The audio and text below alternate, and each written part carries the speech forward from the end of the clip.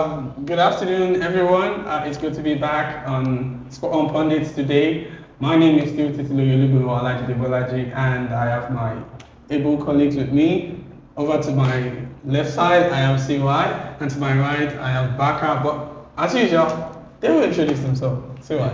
Wow. Tell them to Of course, no introduction needed. CY Bliss here. Thank you so much for joining us on this nice and special episode of Spot on Pundits. Thank you for joining us.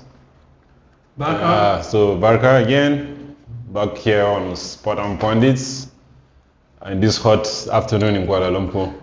Yeah, so we're here enjoying the heat and trying to have some fun here to discuss about the past things that happened from the previous match week. And yeah, so keep liking, keep subscribing, please keep coming back to watch. Thank you. All right, without wasting so much of your time, we just want to say thank you for subscribing, thank you for watching, thank you for the batches, thank you for the criticisms, and we applaud everything, but most importantly, thank you for being there for us. So today, I don't want to waste anybody's time. The very first thing coming straight to the top of my head is the Premier League, right? Even though we're supposed to talk mostly about the Champions League. Right. But, Baka, let's talk about the Premier League for a while. Okay, manager of the month. Is it bullshit or is it really, does it mean something? That one, let's say, it's people that voted, right? So the voters did their voting thing. They think Iraola is like the manager of the month. So like when it comes to this kind of voting awards, there's always a narrative that people would like to like sell, like no, this manager of Bournemouth, they didn't start the season well, and the whole month of March, I think, yeah, they were unbeaten. They beat, we checked just now, Burnley, Yeah. Sheffield United, Everton, Luton, right? Everton. So like basically the last four teams in within the table. themselves, yes. So And then it's manager. so yeah, they did their votes. Me, I voted Arteta still because I still feel like Arteta was the manager of the month for March. Pretty much he was also unbeaten. See what? But- What did you vote? For me, I did not. Yeah, I did not vote vote. anyone because You're I'm still in depression about my team. But so funny that we've been talking about how Iraola would be sacked. Yeah, beginning of season, first Beginning 7 of games. season, Yeah. yeah. So funny that we are still here now talking about him winning the Manager of the of the month, month. So that means that the team has gone a long way. But although for me, I don't see any improvement. I think it's a bit of luck because football comes with with some hard work and luck. Definitely you can maybe try to get some points. So I think luck has been on his side these past few months, and also the players have maybe stepped up in one way or the other. So they are gaining those kind Vital of points. momentarily points. Yeah. So to earn a boost for their manager as well. So but kudos to him, kudos to the team. All right, like Baka rightfully said, anything that is being voted by the fans, like it's always going to be subjective. So Absolutely. let's just leave it at that. But yes, I remember 3 weeks ago or 3 episodes ago, right? I said the next time we'll come back, we're gonna talk to you, Mr. Meltdown. So the elephant is still back on top. Okay. A slim margin.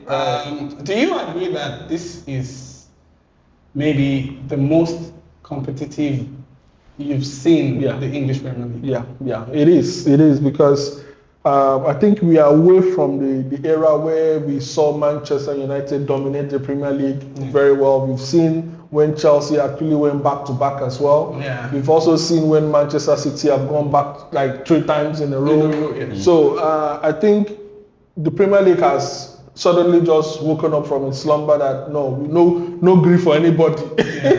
As a slogan for Nigeria. So no grief for anybody. I think that it is what the hype that the Premier League is on is the best league in the world. For us to have 3 good teams that are fighting for the title this season, Separated by 1 point. Separated by 1 point. So I think it's a very fascinating story because it is one that will actually capture the hearts of people in years to come. Because peradventure, whoever that wins out of the 3 teams actually deserves it. So Baka, would it be right to say that at the end of the season, right, whoever wins, would it be right? Will it be a narrative that will sit down well with you if they say the remaining 2 bottled it? Well, For Arsenal, anytime Arsenal is in that position and they happen to lose it, they always say bottle it, so you can keep the same energy for the other two teams. Arsenal is not the other just saying, whoever ends up not winning the league out of the three contenders, would it be okay to say they bottled it? No, I think all the three teams deserve to be on top or deserve to win it because it's been great, like watching those three teams compete like this season. Like everybody has something going for him. Man City want to win it 4 times in a row. Liverpool want to send off the great Liverpool club. Winning the first time in 20 years. First time in 20 years. Like Liverpool have like that kind of mentality, resilience. They always come back. Always find themselves there from what happened to them last season. Arsenal, one of the best defenses we've seen, I think, for a long time in the Premier League. Man City is Man City. Right. So like it's just nice to see, like, and it's not only the top of the table, like even like the other European places are still not settled as well. Absolutely. Teams are going for it. Then you go towards the end of the table, maybe apart from Sheffield United, Sheffield United fans. Then I think everything is just, everyone is competing right now. I think surprisingly it's people are still nice and entertaining. Sorry to cut you short, but I think people are still I don't know, for Chelsea fans, we are still hoping that we can achieve at least 3 wins to move into the top 7. Yeah. So you see that's it. That's in at least a Europa Conference League spot, which I know it's going to be a banter. We are going to be finished. Seriously, I'll tell you, I would rather, as much as I don't like Chelsea fans and the football club, but I would rather you get that continental European spot than finish the way you are. Because like I said at the very beginning of the season, right? You want the best, even though you don't like those things, but you understand the gravity of the competition that they provide. They push other teams to be the best. So it's very, very shameful that the Premier League table, the tabletop has changed 18 times this season. Absolutely. 18 times. And then we still have giants of the game like Chelsea, Manchester United, nowhere, exactly. Nowhere, Tottenham. right? That is it for me, right? And I know Manchester United, they still feel maybe they are competing for their imaginary quadruple as always. But I would like to see like the old faces like there, right? So that at least people understand. But so far so good. It's been fascinating for the Premier League this season. Yeah. So another thing we want to talk about, it's a little bit controversial. Which has the best officiation, right? The Premier League or the Champions League? I feel Champions League. Yeah. For me, I feel Champions League is more consistent with decisions they make on the field, and also if they consult VAR, handball, everything. Like in Champions League, like for me, I've not watched Champions League until this season. Yeah, but like even when you watch Europa League games, when I was watching previously, it's quite consistent. They make mistakes, but it's more consistent compared to Premier League. But Premier League, you see this week, this was given next week, it's not. So I still prefer the continental European way that it's officiated. So the new offside rule change, right? What's your opinion about that? Well, I think we have to give thanks to Arsene Wenger. He's been one of those that has been pushing that agenda for some time now. So I think, because I feel like the issue with the offside trap has been very controversial of late, because you see moments when fans and players supposed to celebrate like a goal, but it's being delayed by the fact that VAR is still trying to discover whose shirt was ahead of the other player. So it doesn't make any sense. So for me, I feel like this new rule, which means that a player has to be clearly off. That means that you are totally clear of the last man standing on the line. That means that is an offside. So it makes that job very, very clear. So you know if you're not now talking about marginal offside, it has to be clear. You have to be yards off, exactly. So I think it's the perfect way to go, and I hope that more like changes can come into all these penalties, like simulations when players are, a little bit of contact is a penalty, And I want things like that to be reviewed as well, so we know what a penalty is and what is not. Yeah. So, Baka, do you believe that revising the offside rule will bring in more goals to the game? I think that's what they're trying to look at, because people believe more goals is much better for viewership and entertainment. Yeah. So probably that's what they're trying to look at, and probably you have the situation we had against the Liverpool Tottenham game, whereby we kept talking about it. I think till now. I would have won that game. Yeah. So we won't have those kind of things also. So it's straightforward. Technology will come in, decide this person is offside, this person is not offside, and that's it. Okay, so before we end today's session, let's take a little break off the table toppers, the people, the bottom feeders. Now, so within the likes of we have the people contending for European sport, right? We still have Aston Villa, West Ham. We have Manchester United. We have maybe Tottenham Hotspur. We have those likes, right? What do you think? Going towards the tail end of the season, right? Who do you think is capable of hanging on? Do you see Manchester United clinching the Champions League spot or falling down for that? Do you see Chelsea coming all the way from behind? Because if you look at the point difference between Chelsea and Manchester United, it's probably maybe 3. I think it's 2 points now. 2 points, right? So if Chelsea goes on the run, they're just right way behind them. So which one of them do you see? Do you see Chelsea coming up? Do you see Manchester United dropping down? Do you even see Tottenham Hotspur falling down the pecking order, even though they are in the? The Tottenham situation is very funny actually, because they are playing those top 3 teams. So if you're Aston Villa has already played a game more, but they're on the same point. I think Tottenham are just up on goal difference. So if you're Aston Villa fan, you'll be looking at it Spurs are going to play these top 3 teams, so definitely we have a chance. But then now, Aston Villa, I think they're in that situation whereby they have injuries, and I'm sure they want to do well in the Conference League. Yeah. So I don't know how they're going to balance it out.